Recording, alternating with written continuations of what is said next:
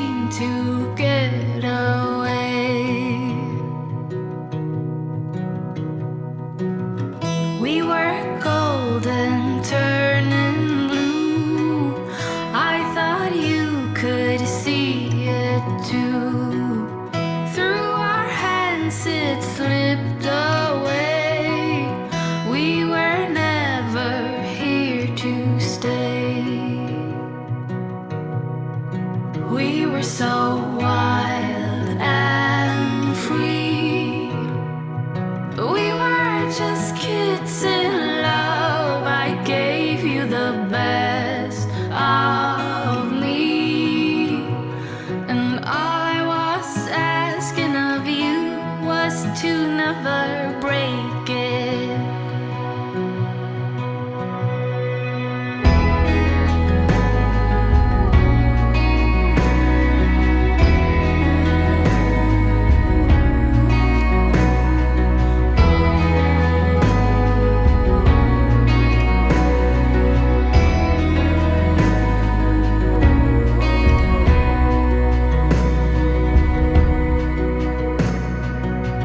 Every night I spend with you, hoping you could feel it too. Don't you ever paint it black. We are never coming back. We were so wild and free. We were just kids in love. I gave you the best of me, and all I was asking of you was to never break it.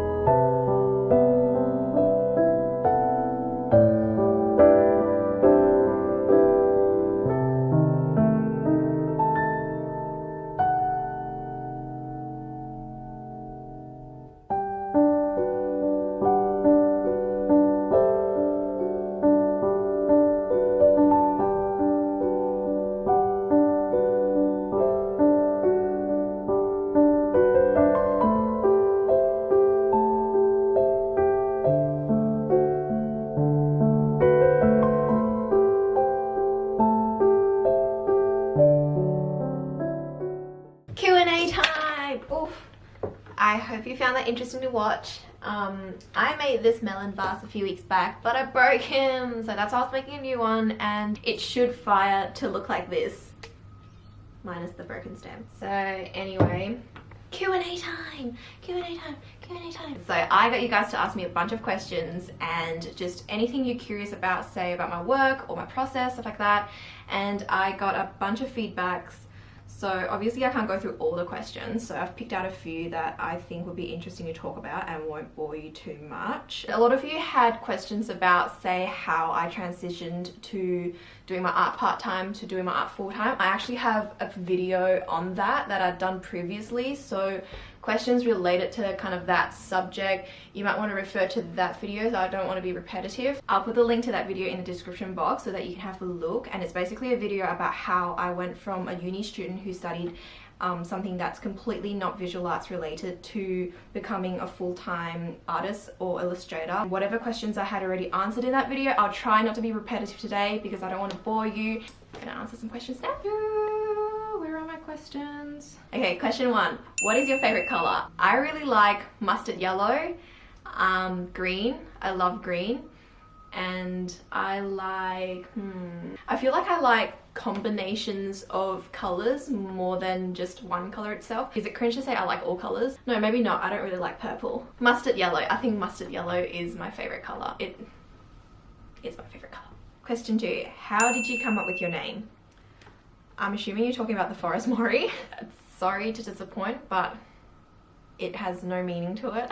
And it's just kind of a name I came up with when I was around 16, and back then I had a blog online, kind of like a online diary where you talk about all your sad love stories and all your sad everything, and it was called the Forest Mori. You can't find it anymore, don't bother trying to Google it. It's just kind of like this name that I used as a kid and then kind of progressively stuck to it, and here we go, the Forest Mori. But coincidentally or intentionally, I don't know, I don't remember, I was 16 back then, my last name Lam means wood, and forest has like a forest connotation to it in Chinese, so forest, lamb, ta-da, the Forest Mori. Third question. Could you ever go full-time one day, and how do you find time to work on your shop? I'm already doing the Forest Mori full-time, and I guess I could talk about how I found time to work on my art back then when I wasn't doing it full-time. To be honest, back then I had it really hard. I was doing uni full-time. I had a part-time job where I worked twice a week, and on top of that I was doing the Forest Mori, which was like just a side thing I was doing, but at the same time I wanted to build it to become big enough so that the moment I graduate I can just depend on it and work on it full-time. And with doing uni full-time, I was also studying 2 majors, so that was really hard. I was doing communication studies, which is like media, filming, that kind of stuff, and Korean studies. And after that I did my master's in translation studies. I wasn't doing art full-time for a good 4 or 5 years. So back then I would work according to a very strict schedule, and I would have set tasks for every day, and I would follow it every single day just so I make sure that I get everything done on time and I'm always ahead of things. It's not for everybody, it's quite stressful, but just for me personally, I find that being unproductive is more stressful than when I have a lot of things to do. So I didn't mind it, and you know, the sense of accomplishment after you get everything done, it was great. And when I had assignments, I always made sure I finished them either during class or like during work when I had a part-time job, which is very sneaky, but it saved me a lot of time. And whatever time I had left, I would just work on my Etsy shop and just craft, do art, you know. Next question. How did you grow your account? I'm not the type of person who purposely curates content in order to, say, get a bigger following. For me, I just wanted to do art and I wanted to share my stuff and I wanted to make sales and make a living off of art. That's why I posted stuff online, and I'm very grateful that people liked it.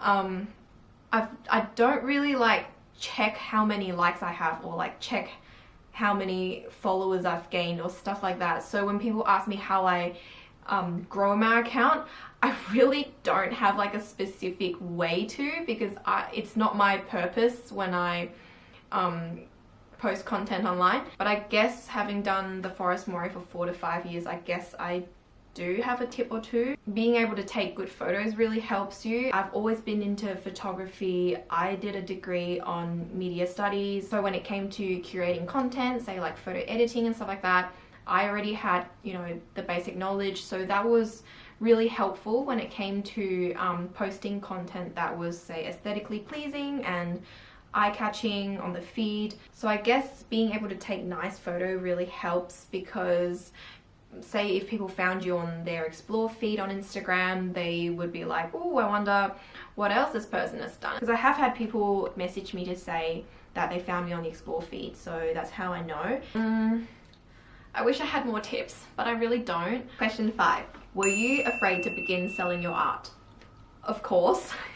Not even selling my art, I think just putting my work out there online was very scary for me, because I've talked about this in the other Q&A video. I used to be an athlete, so no one in my life knew that I liked to do anything crafty. When people looked at it, they'd just be like, oh, maybe it's a face, you know, like it was hard to get people to take what you're trying to do seriously.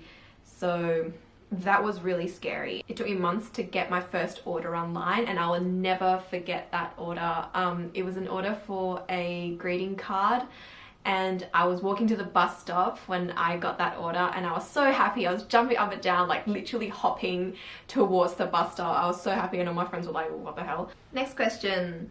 Advice for people trying to find their style. One of my biggest hot tips for people finding their style is to not overstudy someone's work. I think for a lot of people starting out doing art, they tend to overstudy their favorite artist's work, and say if they like someone's work, they would try to mimic or just look really deep into how they do things, how they get inspiration and stuff like that. But the thing is, everyone is different. Even if I have a similar style to another artist, we gain inspiration from different places. So it's not really good to try and follow exactly what an artist you like is doing, because while doing that you might lose yourself. You might like not know what you are, and in the end you'll just end up with somebody else's idea or somebody else's work, and nothing is personal to you.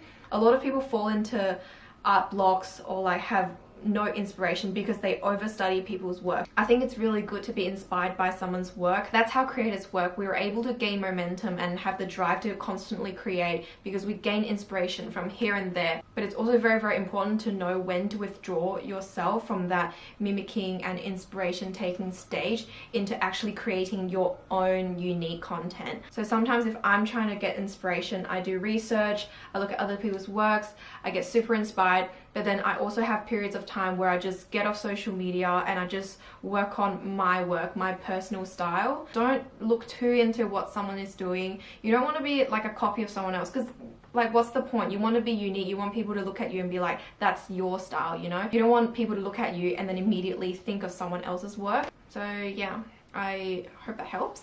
Okay, last question. What would you say is the best advice for newbie potters? I think that if you're interested in doing ceramics, seriously, take a course. Go to like a community college or do like a semester at a university, or even just take classes at a pottery studio. Do classes, because there's just so much to learn in pottery and ceramics. There's no way you can gain all that knowledge from just watching YouTube tutorials. With just clay itself, there's like porcelain, paper clay, stoneware, earthenware, raku clay, like, and every single clay has its different firing methods, glazing methods.